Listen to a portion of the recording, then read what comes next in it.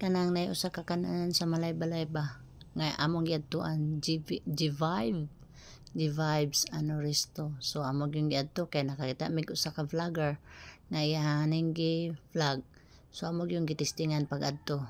So mo na siya sa kaon na siya na second floor. So na sila nakabutang diri nga kinamot.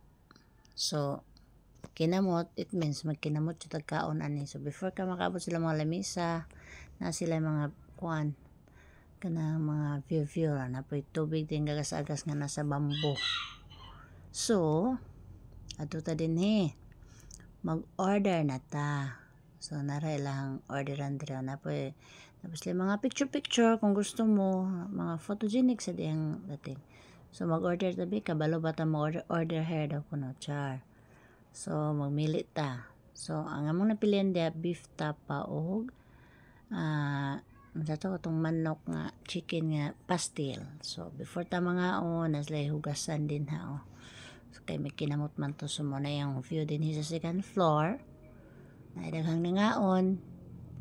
So mo ni siya so naslay kasava dili na siya kasava ko na siya kanang kalabasa chips o napod sila manas kuan watermelon nga waffle yeah. So napod sila mga kuan panghimagas kunuhay lami sad ilang chicharon. So mo to magpalit ta kay mo tilaw gid ta kay unsay lami ana kay lisod sa dato ginangyanha diya dito mo tilaw. So among gitilawan din na kining kalabasa kay lami sa ding kalabasa diay imo og chicharon. So maghapit naman mangaon manghinaw gid ta. So naslay hugasan ug kamot. Tapos naslay sawsawan din na. So man mo kaon ang dahon diha do ilabay. So mo ni kaon na ta. Kinamot pako lami ilang pako crunchy. Nga naslay pares kamatis. So gipatong sa dahon saging ay imong gikaon. Nya na din sila salted egg. So lami man sad day na di ba gumukaw na ning salted egg kay paratan lagi ko pero lami din siya partner with pako kamatis. Nya beef tapa man kuno na akong gi-order din ha. Lami sad. So kinsa to gusto mo lagin hali na mo. Kaya na nadaghang kinamot. Dul ra sa kuan kilid ra sa provincial hospital nga daan. Sa G5. Liko lang kagamay. Tapos muna ala kaon jud siya. Kinamot banati. Kay lami man gid na siya but mga nung lami jud magkaw kinamot na di sila kanang sweets din na nga obi toron with ice cream.